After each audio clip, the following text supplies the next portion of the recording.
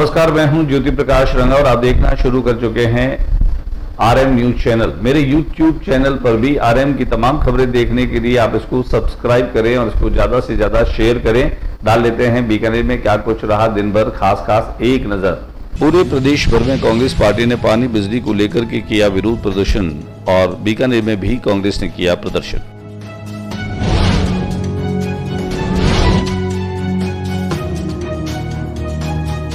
भीख मांगकर किया सरकार का विरोध, राशन डीलरों का अनूठा प्रदर्शन।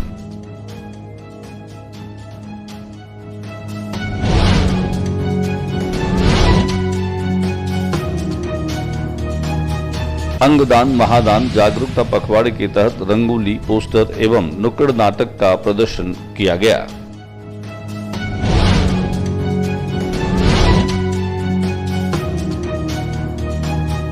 शुद्ध आहार मिलावट पर वार अभियान के तहत एक बार फिर स्वास्थ्य विभाग के द्वारा की गई कार्रवाई। कमला कॉलोनी स्थित मावा कोल्ड स्टोरेज में हुई कार्रवाई।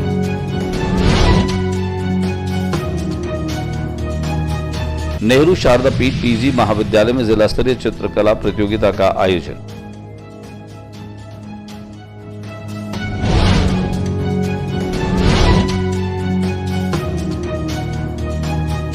भारतीय मजदूर संघ का 20वां जिला अधिवेशन हुआ संपन्न।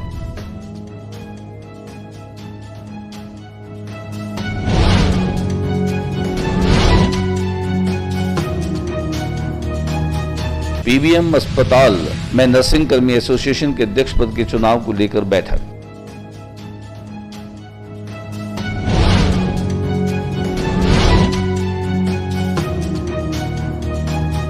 सावन के तीसरे सोमवार को बीकानेर के अनेक शिव मंदिरों में हुए अभिषेक।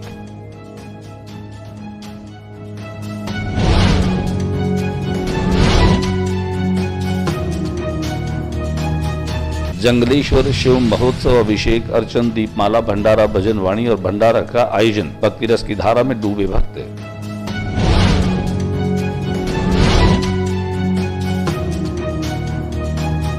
रात 2 बजे अचानक आ गए और जमकर बरसे मेघ, तरबतर हुआ शहर। सावन के सोमवार को भी बारिश का इंतजार, हल्की बारिश ने आखिर उम्मीदों को किया पूरा। सुजान दिसर गोचर में हरियाली अमावस्या पर लगाए गए 201 पौधे।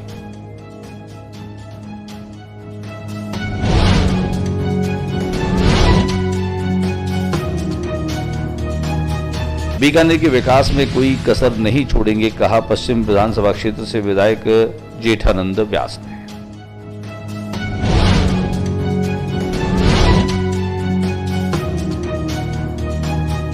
और अब खबरें विस्तार से। पूरे राज्य में कांग्रेस की तरफ से बिजली पानी को लेकर के विरोध प्रदर्शन किया गया। वहीं बीकानेर में भी बिजली और पानी के विरोध में प्रदर्शन किया गया। राजस्थान कांग्रेस कमेटी के प्रदेश अध्यक्ष गोविंद डोटासरा के निर्देश पर सोमवार को पूरे प्रदेश भर में विरोध प्रदर्शन किए गए। वहीं बीकानेर में भी कोटगेट पर कांग्रेस ने विरोध प्रदर्शन कर जमकर नारेबाजी की। इस दौरान शहर जिला अध्यक्ष यशपाल ने कहा कि राजस्थान में सबसे भाजपा सरकार आई है और महंगाई बढ़ती जा रही है, बिजली की दरें बढ़ाई गई है, जिससे प्रदेश की जनता त्रस्त है, जिसको लेकर के आज प्रदर्शन किया गया। उन्होंने कहा कि अगर जरूरत पड़ी तो आंदोलन को और उग्र किया जाएगा। वहीं पूर्व मंत्री डॉक्टर बी डी कल्ला ने भी कहा कि भाजपा सरकार में आम जन मूलभूत समस्याओं से जूझ रही है। पानी, बिजली, सफाई की समस्या से हर शहरवासी परेशान हैं। दिखाते हैं हम आपको कुछ तस्वीरें। बिजली और पानी की व्यवस्था पूरे प्रदेश में और बीकानेर सहित सब जगह बहुत खराब है। कानून और व्यवस्था की स्थिति चौपट है। इन सब बातों को लेकर प्रदेश कांग्रेस कमेटी के आह्वान पर हमारे शहर जिला कांग्रेस कमेटी के अध्यक्ष यशपाल जी ने आज हम सब लोगों को यहाँ पर इकट्ठा किया है। हमारी ये मांग है कि बिजली पानी की आपूर्ति तत्काल ठीक की जाए, कानून और व्यवस्था की स्थिति को ठीक की जाए और सफाई कर्मचारियों से वार्ता कर उनकी समस्याओं का समाधान किया जाए। राशन डीलरों ने अनूठा विरोध प्रदर्शन किया। उन्होंने भीख मांग करके और राज्य सरकार का विरोध किया। पिछले कई दिनों से हड़ताल पर चल रहे राशन डीलर पिछले 6 महीने से कमीशन नहीं मिला है। राशन डीलर को सरकार पर हर धर्मिता का आरोप लगाते हुए और इस तरह का विरोध प्रदर्शन किया। दिखाते हैं हम आपको इसकी कुछ झलकियां। इसलिए कर रहे हैं, हमारी 2 मांगे हैं। मानदेय 30,000 रुपये और 2% सीजत हमें मिलनी चाहिए। सरकार सुन नहीं रही है हमारी। 5 रोज हो गए हैं, आज तक सरकार प्रदर्शन कर रहे हैं। आज पूरा प्रदर्शन कलेक्टर को ज्ञापन देंगे मुख्यमंत्री के नाम से। हमारी मांगे तुरंत मानी जाए। हमारी मांगे नहीं मानेंगे हम वेतन को शुद्ध नहीं करेंगे। कितने धमकाओ कितने करो हम नहीं करेंगे। अंगदान महादान ये इन दिनों पखवाड़ा चल रहा है, जिसे रंगोली सजा करके लोगों तक संदेश पहुंचाया जा रहा है। वहीं पोस्टर और नुक्कड़ नाटक के प्रदर्शन के साथ भी संदेश दिया जा रहा है। राजकीय नरसिंह महाविद्यालय के छात्रों ने अंगदान महादान जागरूकता पखवाड़े के तहत रंगोली, पोस्टर और नुक्कड़ नाटक का प्रदर्शन करके कार्यरत कार्मिकों और रोगी परिजनों को अंगदान के लिए प्रेरित किया। स्वास्थ्य विभाग एक बार फिर से शुद्ध आहार मिलावट पर वार अभियान में न केवल लग गया है बल्कि लगातार कार्रवाई भी कर रहा है। सीएमएचओ राजेश कुमार गुप्ता स्वयं मौके पर पहुंच करके टीम के साथ में कार्रवाई कर रहे हैं। मेरी जानकारी के अनुसार कमला कॉलोनी स्थित स्नो कोल्ड स्टोरेज में खराब मावा होने की शिकायत विभाग को मिली थी, जिस पर टीम ने मौके पर पहुंचकर कार्रवाई शुरू की। फिलहाल मौके पर कार्रवाई चल रही है। जब तक हमारे पास जानकारी थी और समाचार मिल रहे थे तब तक टीम के द्वारा कार्रवाई की जा रही थी। टीम में शामिल अधिकारियों ने बताया कि स्नो मावा कोल्ड स्टोरेज में अशुद्ध मावा होने की शिकायत मिली, जिस पर टीम ने मौके पर पहुंचकर जांच की तो यहां 38 पीपों में भरा ऐसा मावा मिला जो खाने योग्य नहीं था। श्री नेहरू शारदा पीठ पीजी महाविद्यालय में चित्रकला प्रतियोगिता का आयोजन रखा गया। नेहरू शारदा पीठ पीजी महाविद्यालय बीकानेर में जिला स्तरीय प्रतियोगिता 2024 का आयोजन हुआ। इस प्रतियोगिता में बीकानेर के 50 विद्यालयों और विभिन्न महाविद्यालयों के छात्र छात्राओं ने हिस्सा लिया। इस अवसर पर मुख्य अतिथि के रूप में लोकप्रिय बीकानेर पश्चिम क्षेत्र के विधायक जेठानंद व्यास मौजूद रहे। सभी छात्रों को उन्होंने आशीर्वाद दिया और इस बात का भी संदेश दिया कि संवेदनाएं जो हैं वह कलाओं के जरिए प्रदर्शित होती है। दिखाते हम आपको नेहरू शारदा पीठ कॉलेज के चित्रकला प्रतियोगिता की कुछ झलकियां। हमारे यहाँ नेहरू शारदा पीठ में ड्राइंग और आर्ट के लिए जो सब्जेक्ट चल रहा है उसके प्रमोशन के लिए स्कूली बच्चों को हर साल, ये 3 साल लगातार चल रही है, तीसरा साल है, और लगभग सभी स्कूलों में और कॉलेजों में केवल ड्राइंग के लिए लोगों को इनवाइट करते हैं और बच्चों में जो भी फर्स्ट सेकंड थर्ड आते हैं बल्कि सबको एक सर्टिफिकेट देते हैं। ये जिला स्तरीय प्रतियोगिता रखते हैं हम, जिसमें बीकानेर जिले की सभी स्कूलों में इनवाइट करते हैं जो ड्राइंग की रुचि रखते हैं उन बच्चों के लिए है। भारतीय मजदूर संघ का 20वां जिला अधिवेशन संपन्न हुआ। बीकानेर में भारतीय मजदूर संघ का 20वां जिला अधिवेशन आयोजित किया गया था। सम्मेलन में बीकानेर पश्चिम विधानसभा क्षेत्र के विधायक जेठानंद व्यास, संघ के प्रदेश कोषाध्यक्ष मुकेश सोलंकी सहित कई अतिथि मौजूद रहे। सम्मेलन में 10 प्रस्ताव पारित करने के साथ नई कार्यकारिणी का चुनाव भी किया गया। वक्ताओं ने न्यूनतम वेतन, औद्योगिक विवाद अधिनियम और माइग्रेट लेबर एक्ट के संबंध में भी विचार विमर्श किए और सरकार को भी सुझाव दिए। ऐसे जो संगठन है या ऐसे काम करते हैं उनको भुगतना हमारे भारतीय जनता भारतीय मजदूर संघ के पीबीएम अस्पताल में नर्सिंग कर्मी अध्यक्ष पद को लेकर के और उसके चुनाव को लेकर के एक बैठक रखी गई। पीबीएम अस्पताल नर्सिंग कर्मी एसोसिएशन के अध्यक्ष पद के चुनाव होने वाले हैं और इन्हीं चुनावों के मद्देनजर नर्सिंग कर्मियों की एक बैठक गांधी पार्क में आयोजित की गई, जिसमें आगामी रणनीति पर विचार करते हुए एकजुटता के साथ उम्मीदवार के चयन पर चर्चा की गई। कर्मचारी नेता रवि आचार्य की अध्यक्षता में आयोजित बैठक में इस बैठक पर सर्वसम्मत उम्मीदवार को लेकर कई नामों पर मंथन किया गया। हालांकि अभी तक किसी एक नाम पर निर्णय नहीं हुआ है। गांधी पार्क में चली इस बैठक की कुछ झलकियां हम आपको भी दिखा देते हैं। सावन का तीसरा सोमवार, बादल आते रहे, मेघ आते रहे, गर्मी उमस से भी लोग परेशान होते रहे। हालांकि रविवार की आधी रात को अचानक से बादल आए, बरसे भी और उससे मौसम खुशनुमा हुआ। सुबह से ही उम्मीद लगी रही कि बादल बरसेंगे, लेकिन हल्की फुल्की फुहारों के साथ में मौसम खुशगवार बन गया। कुल मिलाकर के कहा जा सकता है कि सावन के तीसरे सोमवार को भी इंद्रदेव मेहरबान हुए और उन्होंने हल्की फुल्की बूंदाबांदी और बारिश के साथ में मौसम को खुशगवार बना दिया। वहीं सावन के तीसरे सोमवार को ही शिवालयों में भी भक्तों की भीड़ देखी गई। भक्त अपनी आराधना के लिए इन मंदिरों में पहुंचे। रत्नेश्वर महादेव मंदिर, चाहे हम बात करें 12 ज्योतिर्लिंग महादेव मंदिर की बात करें या फिर हम बात करें काशी विश्वनाथ मंदिर की, लालेश्वर महादेव मंदिर की या फिर हम बात करें पातालेश्वर महादेव मंदिर की,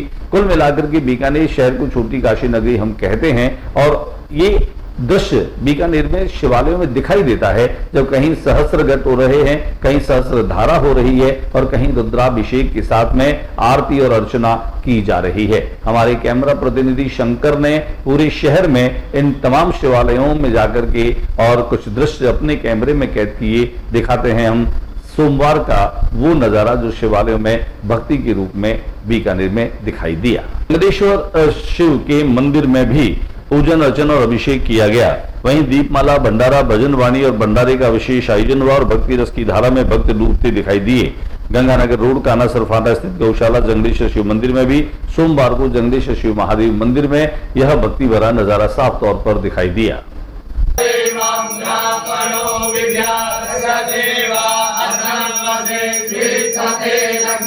सुजान देसर गोचर पर्यावरण विकास समिति के माध्यम से रविवार यानी कि हरियाली अमावस्या को 201 पौधे लगाए गए। इस विशाल पौधारोपण में दंपति आए। इन दंपतियों ने आकर के पौधारोपण किया, लेकिन इसकी शुरुआत की श्री श्री 1008 राष्ट्रीय संत सरजूदास जी महाराज ने। उनके साथ में रहे बीकानेर पश्चिम विधानसभा क्षेत्र से विधायक जेठानंद व्यास। इस गोचर भूमि पर आकर के न केवल उन्होंने पौधारोपण किया बल्कि पर्यावरण और प्रकृति के संरक्षण का संदेश भी दिया।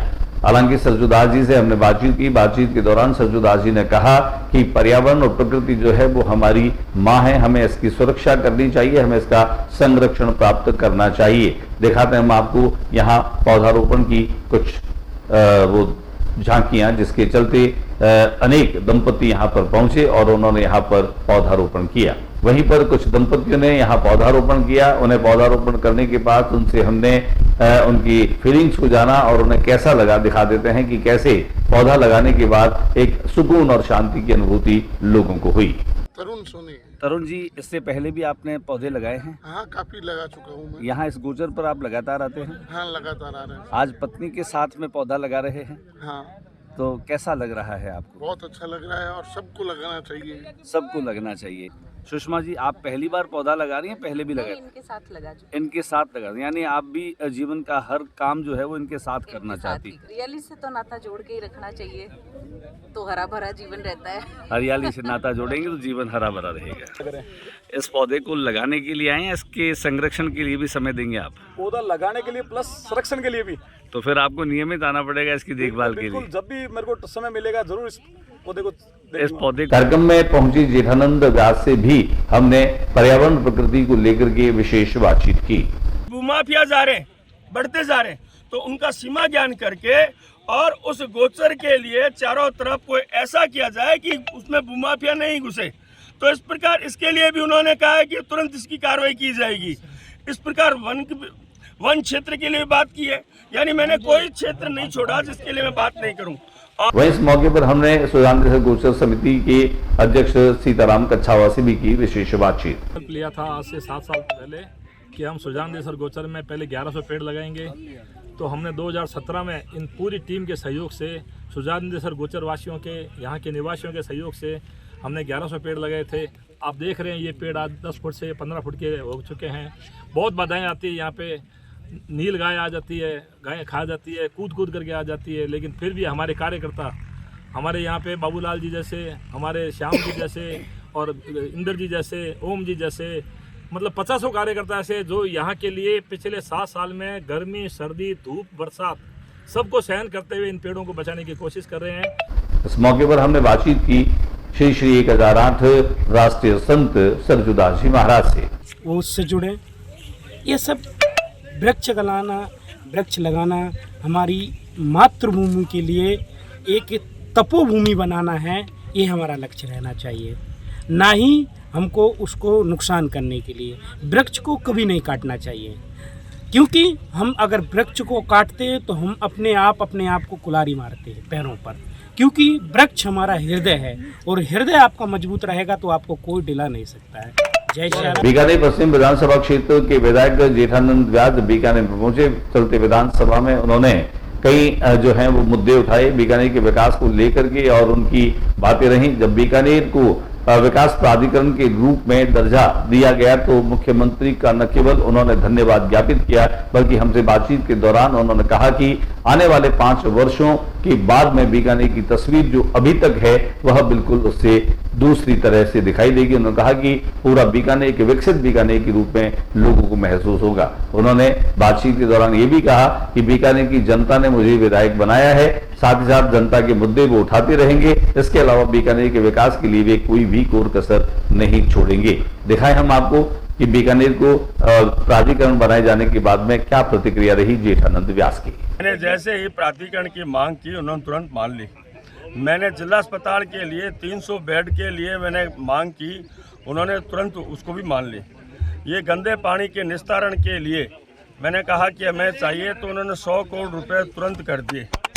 और बीकानेर की सड़कों के लिए 5 करोड़ प्लस 3 करोड़ तो पहले सब विधानसभा दिए। मैंने कहा कि मेरे क्षेत्र में बहुत सड़कें टूटी है, इससे पार नहीं पड़ेगी, तो 8 करोड़ मुझे और दे दिया मांगने पर। और हम जैसे नागणे जी मंदिर जाते हैं तो शहर के प्राय इधर से जाते हैं रानी बाजार होके, लेकिन वहाँ वो फाटक में दिक्कत रहती है, तो उसके लिए मैंने लिखे दिया।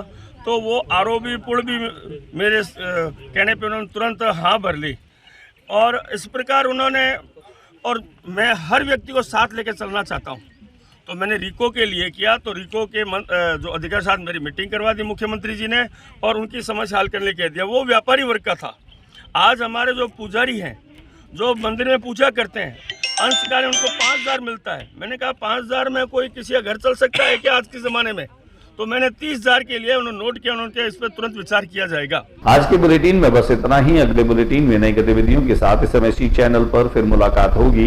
न्यूज रूम से ज्योति प्रकाश रंगा को इजाजत दीजिए, नमस्कार। लेकिन जाते जाते मेरा निवेदन है कि मेरे YouTube चैनल पर आप आरएन की तमाम खबरें देखिए और इस चैनल को ज्यादा से ज्यादा सब्सक्राइब कीजिए। नमस्कार।